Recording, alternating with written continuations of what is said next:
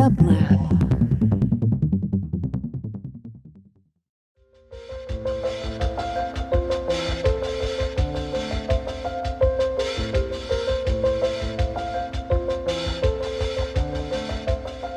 Welcome to the Quarantine Tapes, a daily podcast from Onassis, LA and dublab. Hosted by Paul Holdengräber, this series chronicles shifting paradigms in the era of social distancing.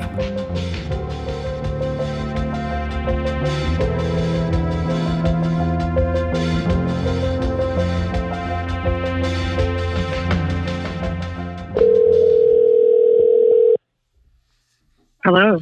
Hello, could I please speak with Melody Wainscott? This is Melody. Melody, hello, this is Paul Holdengräber calling you. I'm so happy you're taking my call for the Quarantine Tapes. It's a pleasure to speak to you. Thank you, Paul. It's a pleasure to speak with you as well.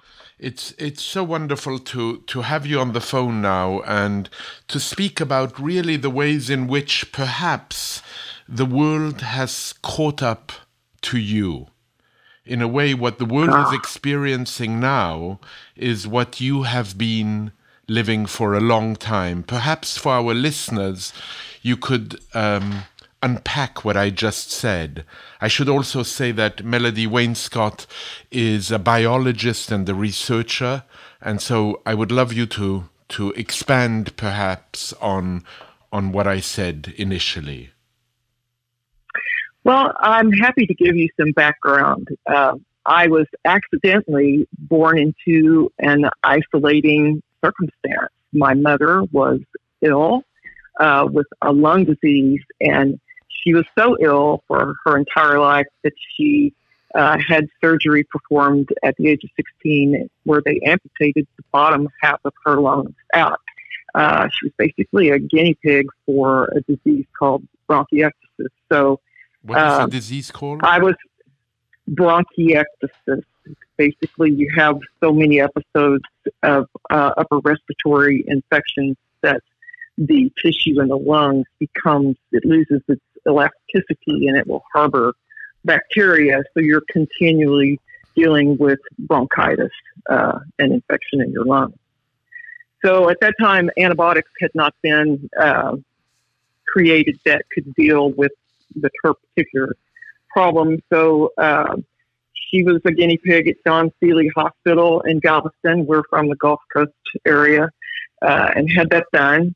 But she was considered successful, but she remained ill for the rest of her life with issues with her lungs and compromised immune system. So as children, my brother and I were pretty much isolated as far as visiting with other friends and bringing them over because our mother was very delicate. And then we also lived out in a rural section on the Gulf Coast of Texas, east of Houston. So we were also geographically isolated. So the isolation was something that I learned in my childhood. Later on in life, I became a single mother, which is an isolating circumstance. And then about age 40, I started becoming ill with multiple chemical sensitivities and trying to understand what was happening and why it was happening. But becoming so super sensitive to pollution in the environment until I've become like an expert on pollution in the environment. Pet allergies, friends who have pets can't come into my house without some long drawn out procedure.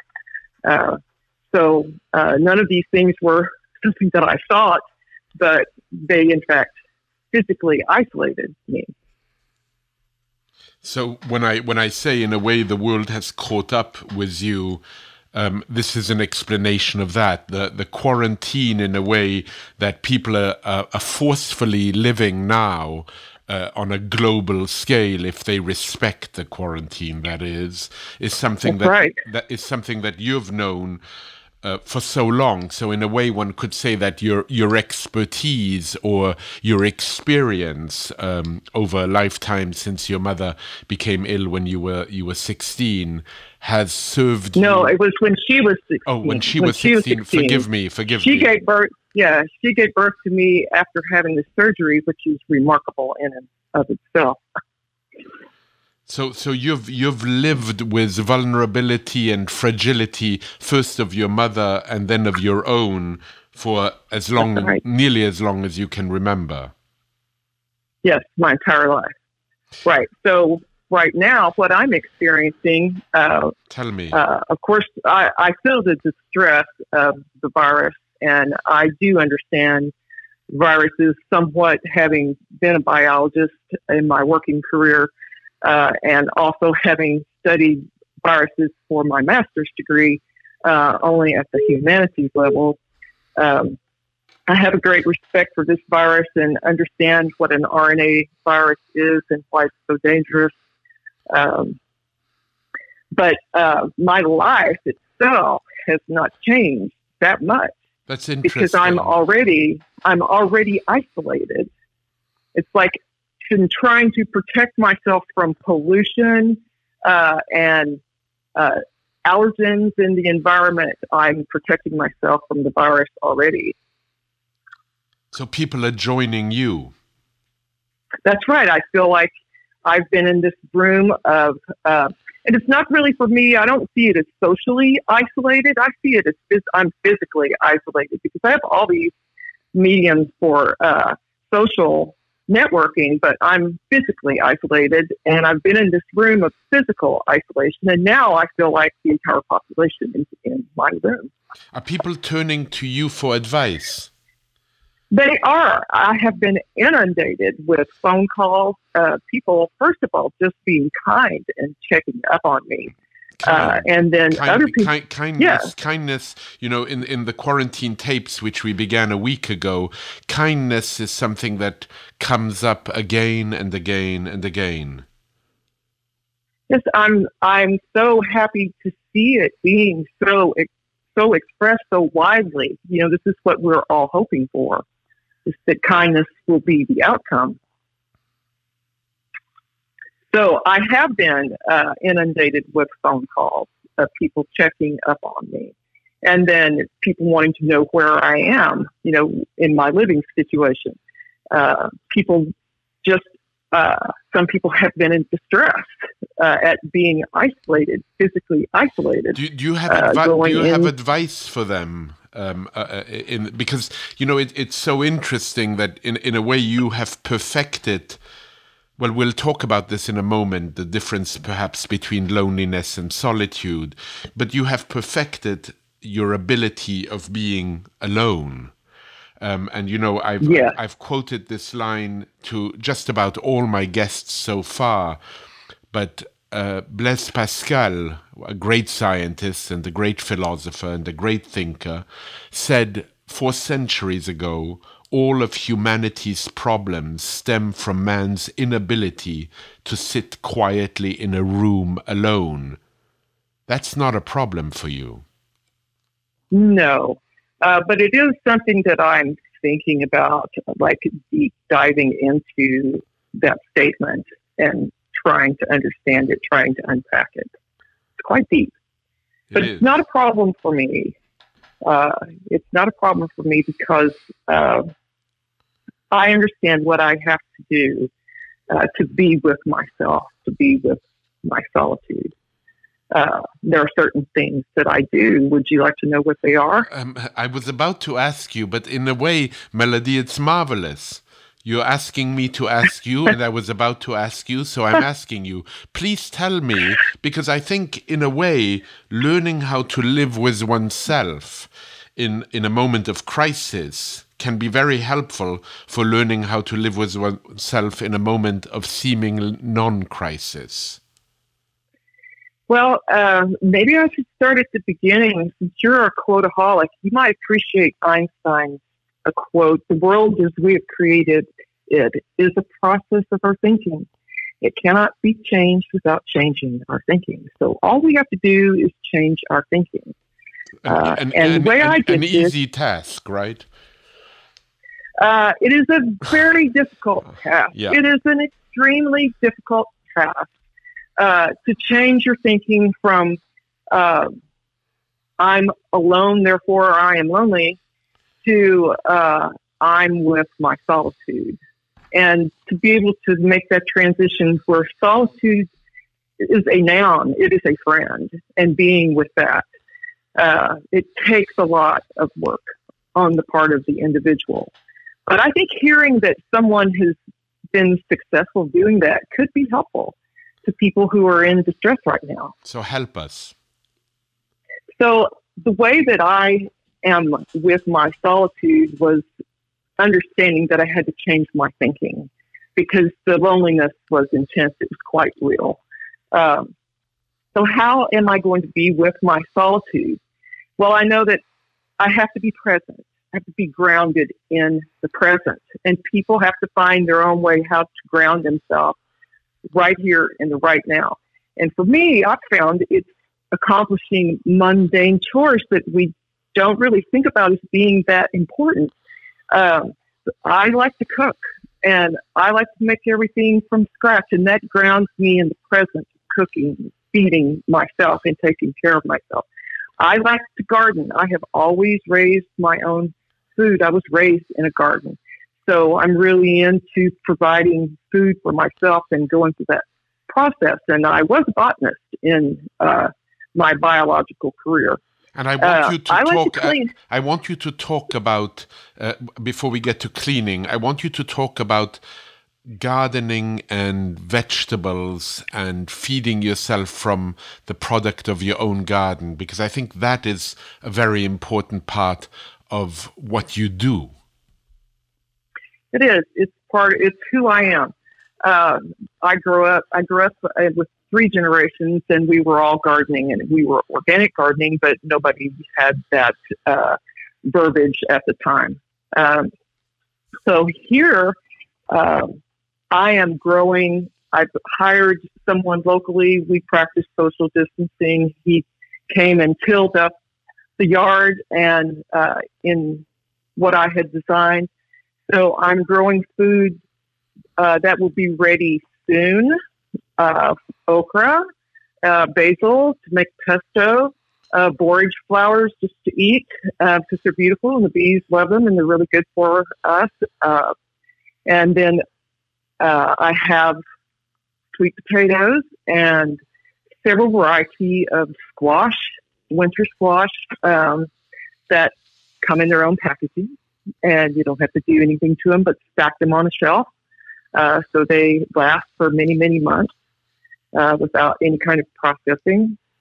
So that's what I'm doing for myself to be able to have food security. Because that's on my mind right now. You wrote to me and said that you're creating an informal economy, and you're creating an informal economy with someone who is your neighbor and whose political views you may not share. This is true. So my next door neighbor here, a single woman, is a Trump supporter, Republican, and we share a border with a fence, and we don't care about our political differences. We are clearing out this volunteer scrubby plant life that has grown around the fence that's blocking the sun, and we both want to grow vegetables in this area, and we're using our yards as productively as possible.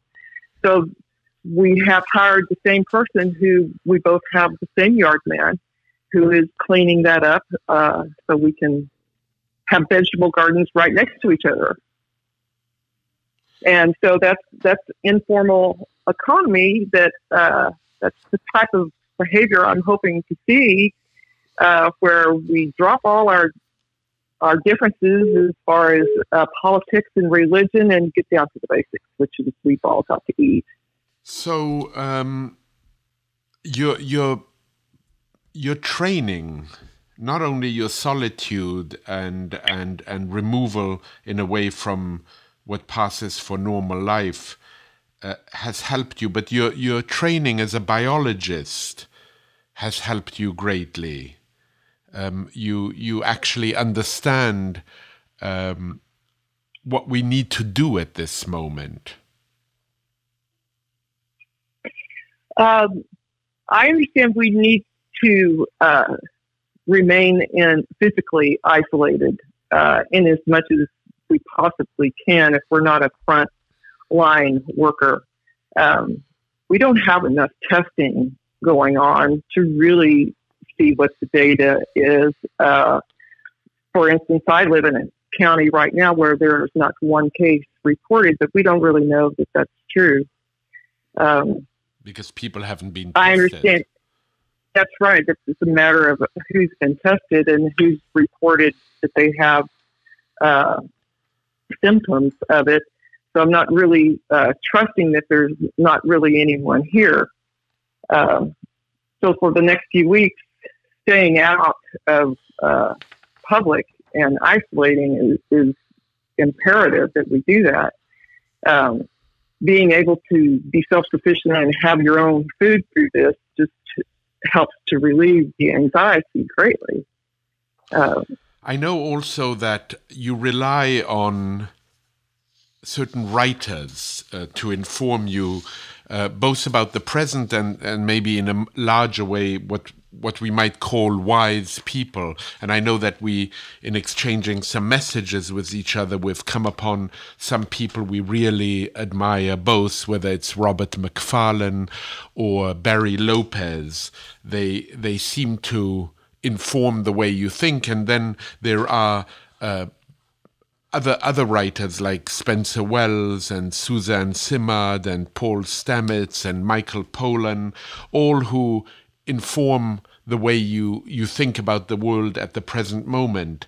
And I'm thinking both about the activity of reading at this moment, reminding myself of the wonderful line of Harold Bloom when he said, "Reading well is one of the great pleasures that solitude can afford you." So reading, in a way, is a way of both being isolated but deeply in one's solitude. And I'm wondering if you can say something about these voices I mentioned. Yes, I'm a big reader and always have been since I've learned to read. I'm what Coleridge called a library cormorant. I like to do deep dives into literature and go deeply. For the past 4 years, I've been reading extensively Rob McFarlane's books. And I also am fascinated with his word of the day that he has just restarted on Twitter, where he presents words we're not totally familiar with, especially if you don't live in the UK. But the event and the purpose is the rewilding of our vocabulary in these words that often describe natural phenomenon. And with the rewilding of our vocabulary, we rewild our thoughts and hopefully rewild our actions in thinking about the environment. Before I started reading Rob McFarlane's books, I read everything Barry Lopez had written, and I was fortunate enough to be able to meet him on several occasions because he was the visiting distinguished scholar at Texas Tech University, and that is where I worked as a biologist. So his wisdom is so excellent. Everyone should read his latest book, Horizons, but also go back and search all of his books for wisdom. I'm a personal fan of his small volume, Resistance.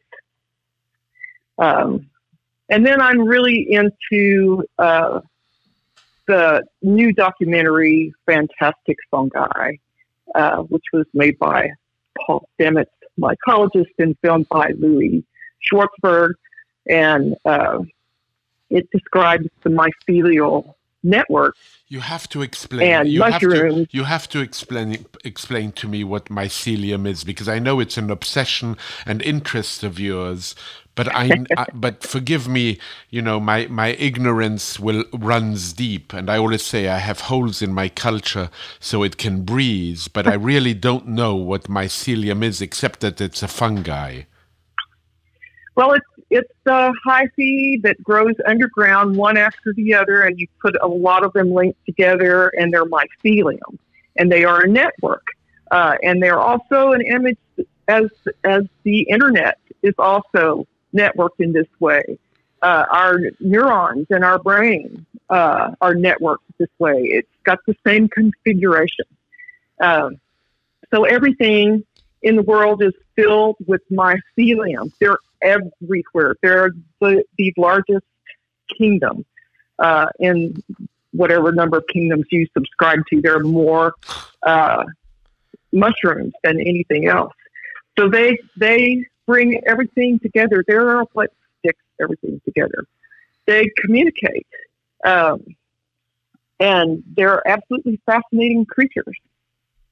They have membranes that are reacting to our presence when we walk on the ground.